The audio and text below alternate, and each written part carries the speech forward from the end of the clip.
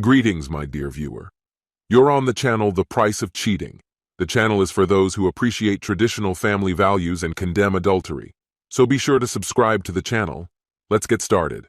The romantic comedy that my wife Lily and I had just finished watching finally ended, and it felt like an eternity had passed. I had drunk more beer than I probably should have, but when I collapsed next to her, she didn't seem to mind.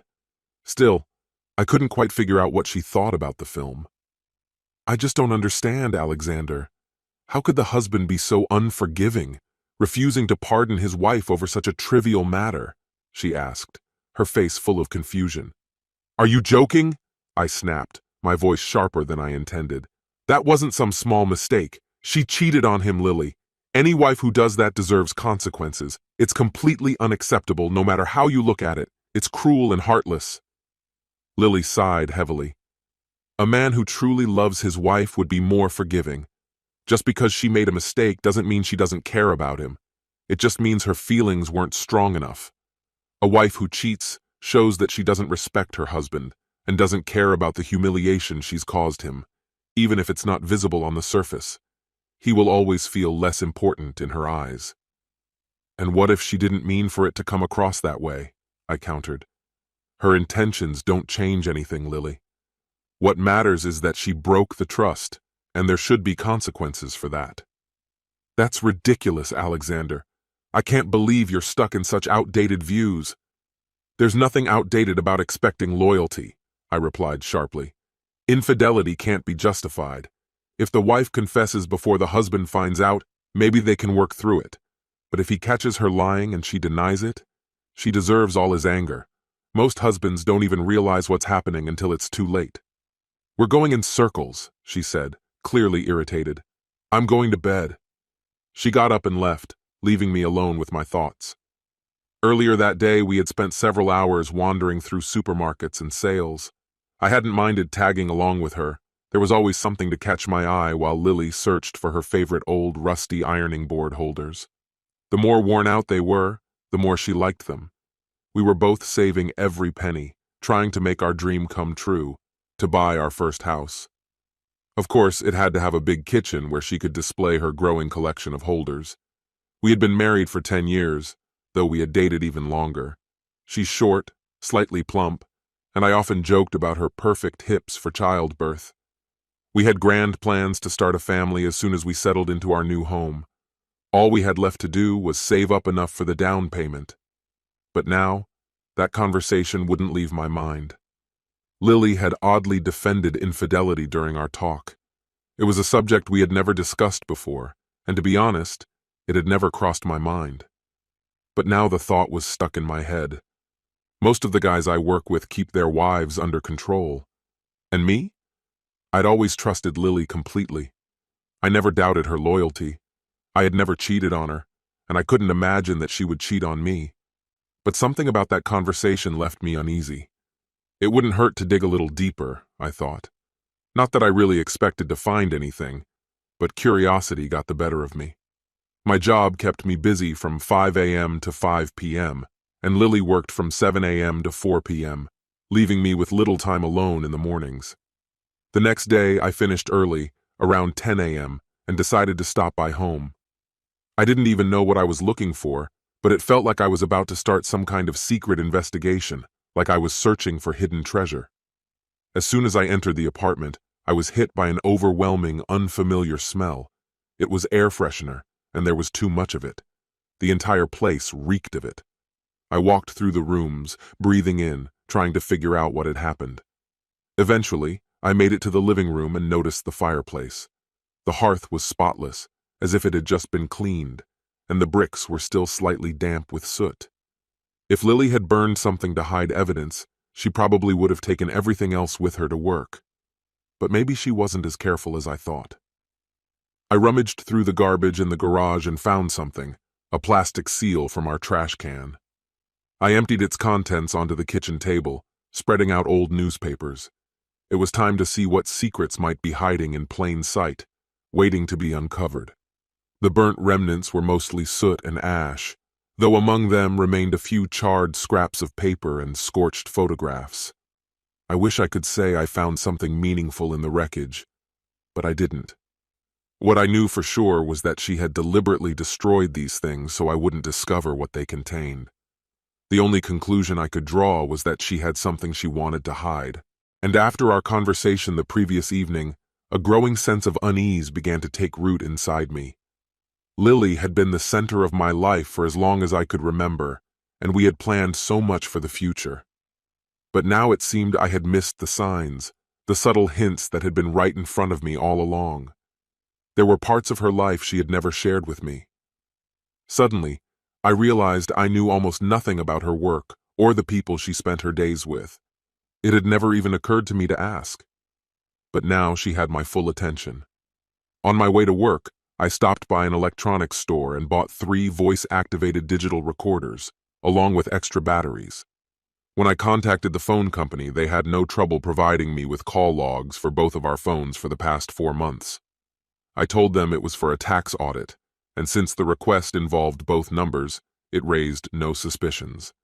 After reviewing my own calls, I destroyed the logs at the office, not wanting to leave any traces. It was the first time in our entire marriage that I allowed myself to think poorly of Lily. The thought left a bitter taste, but I couldn't shake it. That day, I came home a few hours earlier than she did, which gave me plenty of time to carefully hide the recorders. I placed one in the living room, another in our bedroom, and the third in the kitchen, making sure it wouldn't pick up the constant hum of the refrigerator. The next morning, I activated the recorders before leaving for work. By the time Lily got home that evening, dinner was already on the table. "Hey, honey, I made chili for dinner. I hope that's okay," I said, trying to keep things casual. "Sounds good," she replied. "Just hope it's not too spicy." Halfway through dinner, a thought struck me. "By the way," I began, "when I got home earlier, there was this strange smell in the house, kind of a mix of flowers and burnt plastic. What did you burn in the fireplace this morning?" She tensed, realizing she'd been caught off guard. Trying to brush it off, she said, "Nothing important, just some old papers and stuff from school." But I didn't believe her. "Why did you burn them?" I asked. "You could have just thrown them in the trash or shredded them. You cleaned the fireplace so thoroughly, like you didn't want anyone to notice." Her irritation became obvious. "Why are you making such a big deal out of this?" she snapped. "It was just old papers. Why are you being so paranoid?" I looked at her, keeping my voice calm. "They didn't look like school papers, Lily. More like letters and photographs. What did you really burn?" Then she lost it. "Are you serious? You went through the ashes just to accuse me of something, really?" she yelled, her anger boiling over. "Forget about it. You're doing the dishes tonight. I'm going to take a shower and go to bed. You can sleep on the couch." Lily had never spoken to me like that before. But then again, I had never questioned her like this before either. As soon as I heard the water running in the shower, I seized the moment to grab her phone and quickly recorded all the numbers from her speed dial, recent calls, and saved messages. I transferred her contact list to a file on my computer in just a few minutes. Sleeping on the couch didn't bother me, but the smell of lilacs mixed with burnt debris made it hard to breathe. The next day, I took a sick day. I left the house as usual, making sure to turn on all the recorders before I left. But instead of going to work, I spent the day at a cafe, just waiting. When I returned home around 8 p.m., I immediately sat down to listen to the recordings. Lily had made one phone call. "Things are getting a little difficult at home," she said. "No, it's not serious. He suspects, but he doesn't know what's really going on. He's becoming a real problem. I think I can manage. Friday seems like a doable deadline, most likely. See you then." I still didn't know who was on the other end of the line, but I suspected I wouldn't stay in the dark for long. What exactly was supposed to happen on Friday? That question lingered as I spent the morning at the library, going through her call logs. I could have done this at home, but the telephone directories available here were far more reliable and faster than anything I could find online. Of course, they were useless for tracking mobile numbers. I managed to rule out most of the numbers by matching them with known contacts or entries in her address book. But one number stood out. It was linked to a contact labeled MT. Not only was this number saved in her phone book, but it was also on her speed dial list. A second entry with the same initials pointed to a landline, Michael Taylor's number. I knew him, Lily worked with him, and we had met a few times. The last time was at a corporate event about 2 weeks ago. I recalled how Michael and Lily had spent most of that evening together, practically glued to one another. That memory made me uneasy, especially since Michael was there with his wife, a petite brunette who, like me, didn't seem to be enjoying the evening much. I began piecing together a timeline, noting every instance Lily called Michael over the past 4 months, as well as the times he called her. Oddly, there were no text messages from him. This morning, I was almost certain it was his number Lily had dialed. Despite the growing number of calls, I hesitated to jump to conclusions. After making copies of the call logs, I decided to head straight to Michael Taylor's house. I had nothing to lose, so I knocked on his door. "Alexander Singh, right? What brings you here?" "Good afternoon," I replied. "I was hoping we could talk." "Please come in," she said, clearly surprised by my sudden appearance. "This is unexpected. I feel like I'm at a disadvantage." She introduced herself as Isabella, Michael's wife, and extended her hand to me. I shook it, though my thoughts were elsewhere. And then, without warning, she struck me with her words. "Alexander, I think it's time we talked about the affair between your wife and my husband." Her words hit me like a bolt from the blue. I hadn't expected this turn of events. She clearly understood the situation better than I did. "I'm filing for divorce and plan to name Lily in the documents. I have enough evidence and I think we could help each other." "Isabella, I'm not here to complicate your life. I only found out about this yesterday and I have almost nothing, just the call logs." "Show me," she said more firmly than I expected. I handed her a copy of the records.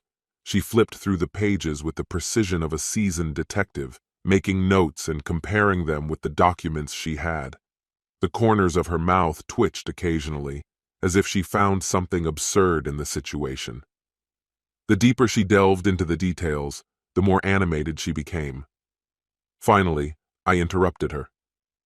"Do you have anything you could share?" "Of course," she replied, sliding a few documents over to me. "Here's everything I've uncovered over the past few weeks."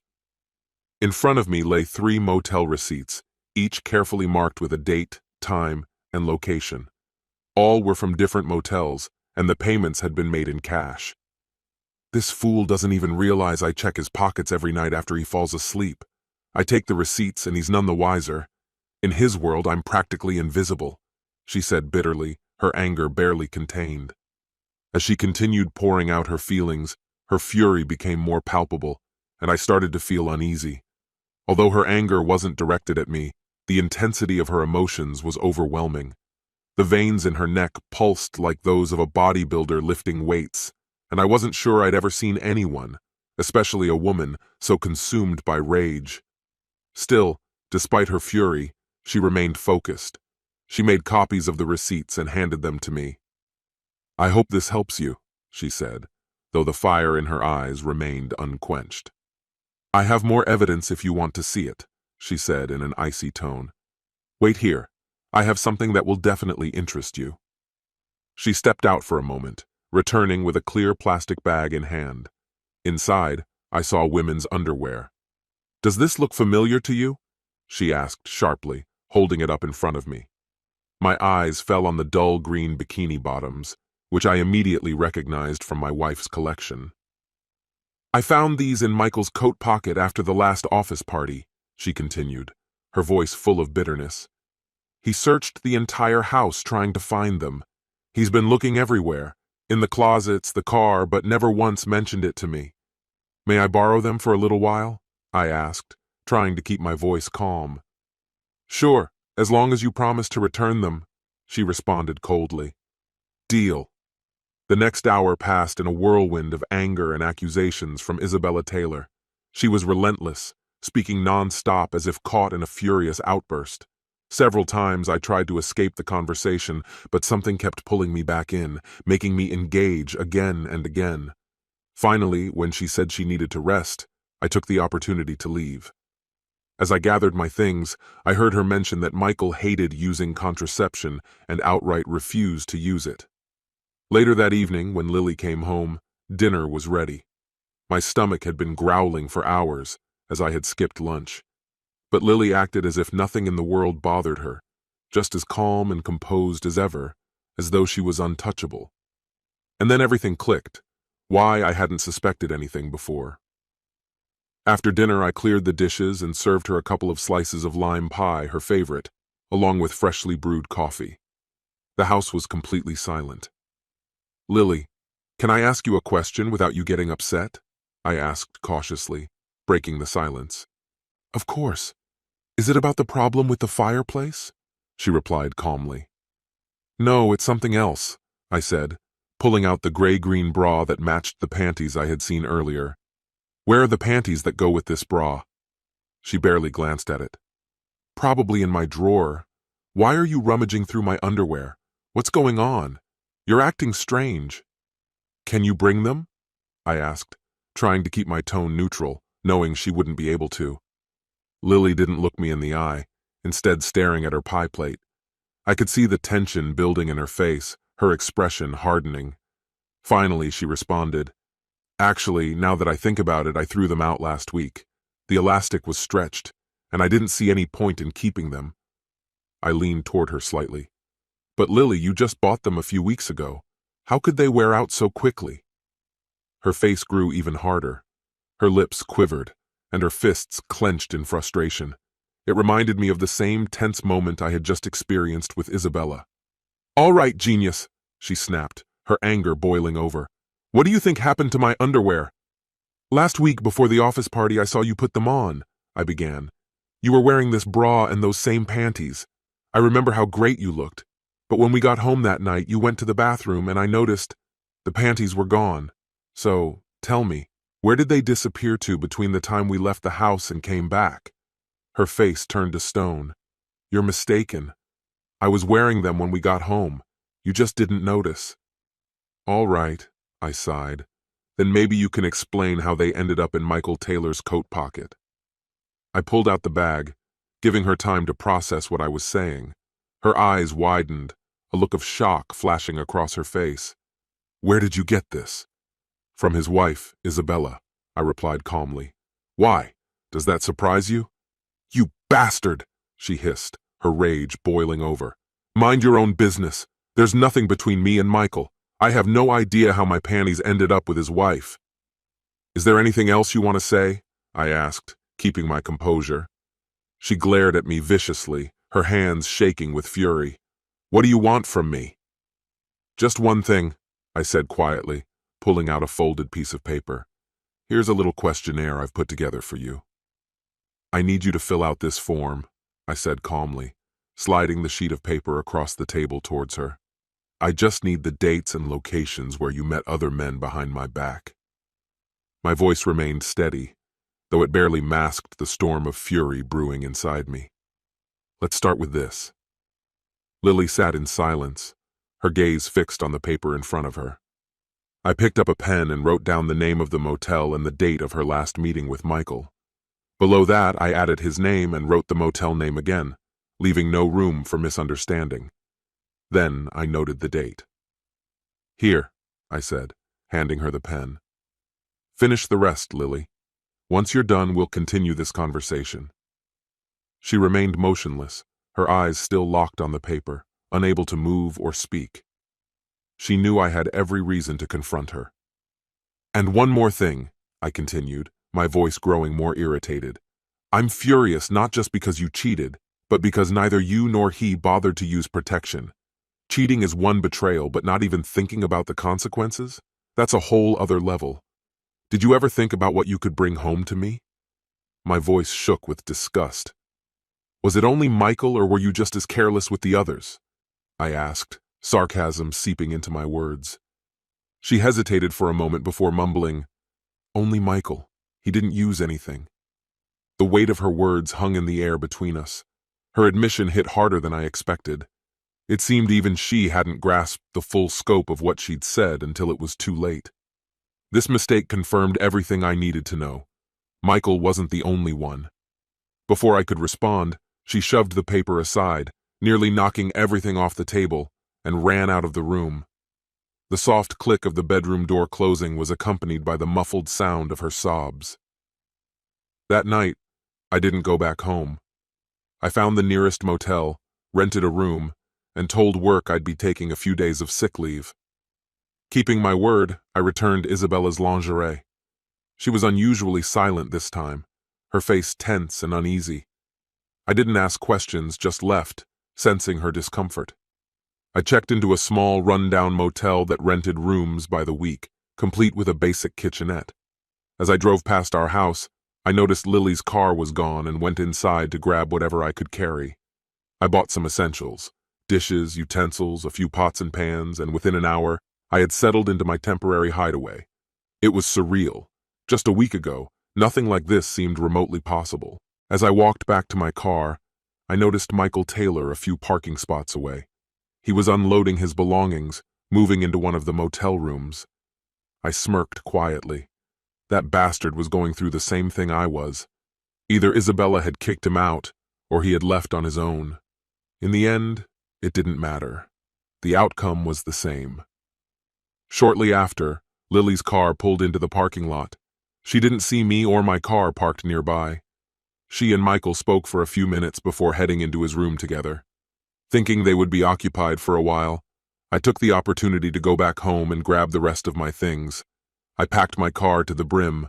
My computer, camera equipment, portable TV, CD collection, and even the George Foreman grill, everything I could fit. As I was unplugging the answering machine, there was a knock at the door. "Mr. Singh?"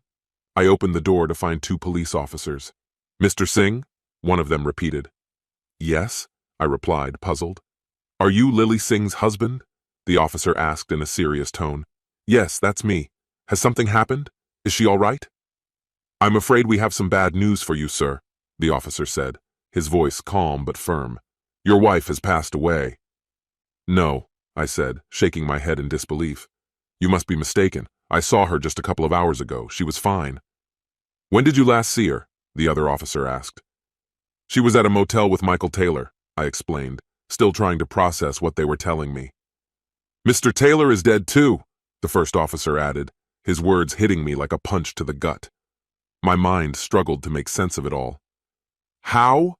I asked, my voice barely audible. "They were shot," the officer replied bluntly. "Look, I've been here all day. I don't even own a gun," I protested, still in shock. The officer sighed heavily. "I understand this is hard to comprehend, Mr. Singh. Try not to take it too much to heart. There was a shooting. Mrs. Taylor opened fire on both of them as they were leaving his room.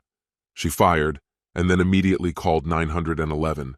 When we arrived, she was sitting on the floor by the door, quietly crying. Are you sure you'll be okay? Or do you need someone to stay with you? No, honestly, I'll be fine. Thanks. Just a week ago, everything seemed perfectly normal. But now, everything had been turned upside down. I wanted revenge on the cheaters, but now there was no one left to take revenge on. I had become a widower. Lily paid a harsh price for her actions. All I could do was move forward and pursue my dreams, but with another woman. I hope she won't be like Lily. This concludes the story. If you like it, then put your powerful like and subscribe to the channel.